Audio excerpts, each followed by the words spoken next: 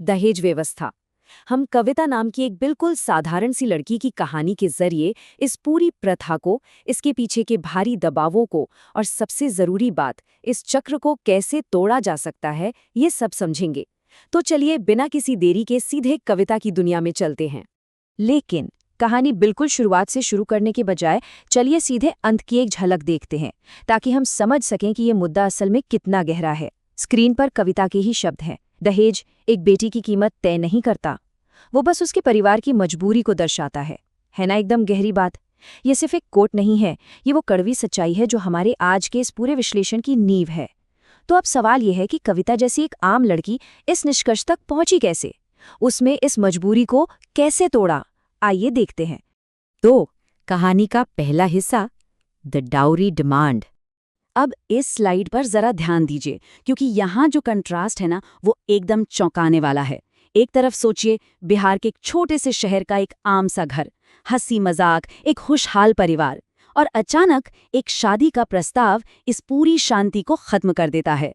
बाईं तरफ देखिए, ये है लड़के यानी रमेश के परिवार की लिस्ट। लड़का इंजीनियर है, सरकारी नौकरी है, तो उनकी मांगे भी एकदम उसी हिसाब से हैं। नकद पैसा, गाड़ी और हाँ, शादी का पूरा खर्च। ये किसी रिश्ते की शुरुआत कम और एक बिजनेस डील ज्यादा लग रही है ना?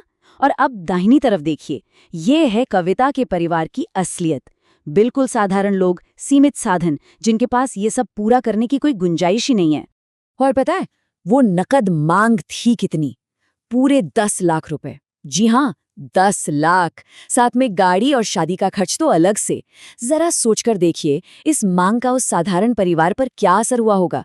सोर्स मटेरियल के मुताबिक जैसे ही रमेश के पिता ने ये नंबर बोला, पूरे कमरे में एकदम सन्नाटा छा गया। लिटरली सब सुन रह गए। शादी की बातचीत वहीं रुक गई। सिर्फ एक नंबर ने एक पिता की सारी खुशियों को एक पल में भारी चिंता में बदल दिया।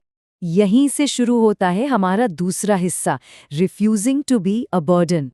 तो जब लड़के वाले चले जाते हैं, कविता के पिता रात के अंधेरे में चुपचाप बैठे रहते हैं।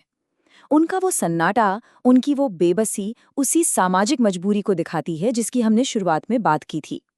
लेकिन यहीं पर कविता कुछ ऐसा करती है जो पूरी कहानी का रुख पलट देता है। वो अपने पिता के पास जाती है और पूरे आत्मविश्वास से कहती है, मैं कोई बोझ नहीं हूं, और अगर कोई मुझे ऐसा समझता है तो वो मेरा घर नहीं हो सकता।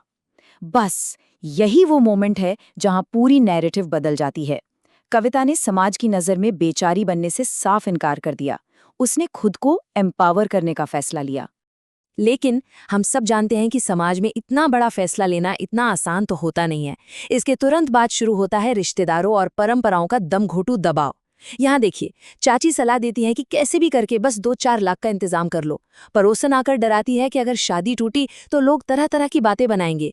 और मामा, वो तो सीधे कह देते हैं कि अपनी जमीन का एक टुकड़ा बेच दो, आखिर बेटी की शादी का सवाल है। आप देख रहे हैं, ये रिश्तेदार असल में उस पूरे सोशल प्रेशर को रिप्रेजेंट कर रहे हैं जो कविता और उसके परिवार को चारों तरफ से घेरकर अलग थलग करने की कोशिश कर रहा है।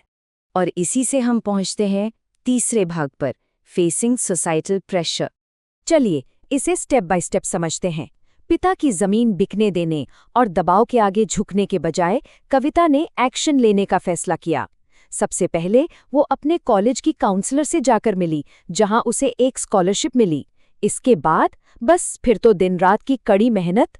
इस बीच मोहल्ले वालों की गपशप और ताने लगातार चालू थे कि पिता ने बहुत बड़ी गलती कर दी, इतना पढ़ाकर क्या ही हो जाएगा। लेकिन कविता ने इन सब आवाजों को पूरी तरह इग्नोर किया और अपने लक्ष्य पर डटी रही।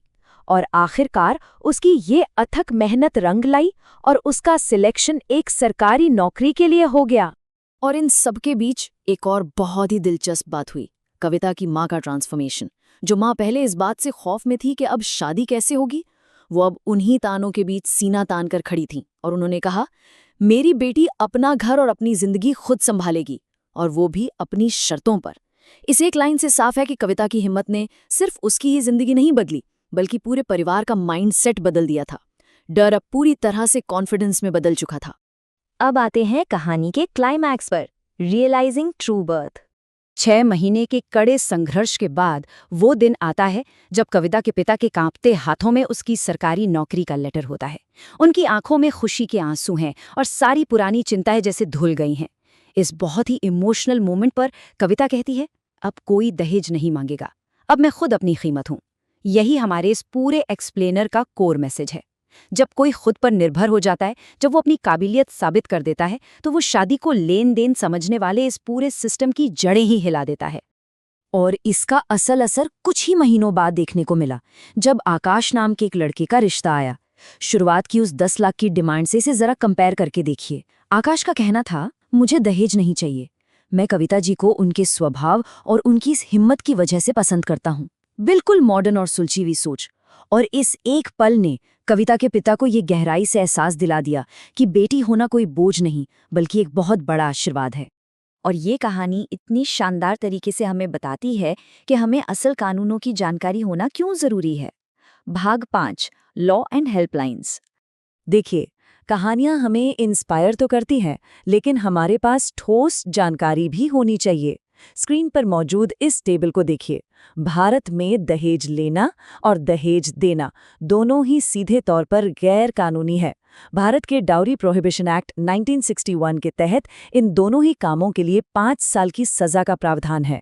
ये कोई छोटी मोटी सामाजिक कुरीति भर नहीं है, ये एक सख्त कानूनी अपराध है जिसके बहुत सीरियस नतीजे होते हैं।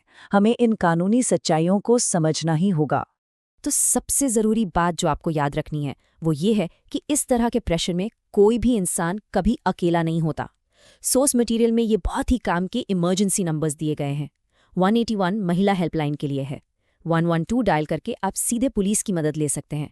और 1091 खास तौर पर संकट में फंसी महिलाओं के लिए है। ये नंबर सिर्फ नोट करने के लिए नहीं है, ज़रूरत पड़ने पर ये सच में किसी की पूरी जिंदगी बचा सकते हैं। तो इस पूरी कहानी और इन सभी फैक्ट्स को देखने के बाद हम एक बहुत ही ज़रूरी सवाल के साथ इस चर्चा को ख़त्म करेंगे। अगर हम अपनी बेटियों की असली कीमत, उनके ट्रू वर्थ को देखने का नज़रिया ही बदल लें, तो ये हमारे पूरे समाज के भविष्य को कैसे बदल सकता है। कविता ने तो अपने हौसले से अपनी दुनिया बदल ली, लेकिन क्या हम सब मिलकर एक कम्युनिटी के तौर पर ये बदलाव ला सकते हैं? इस बारे में ज़रूर सोचिएगा। आज के इस एक्सप्लेनर में हमारे साथ जुड़ने के लिए आपका बहुत बहुत धन्यवाद।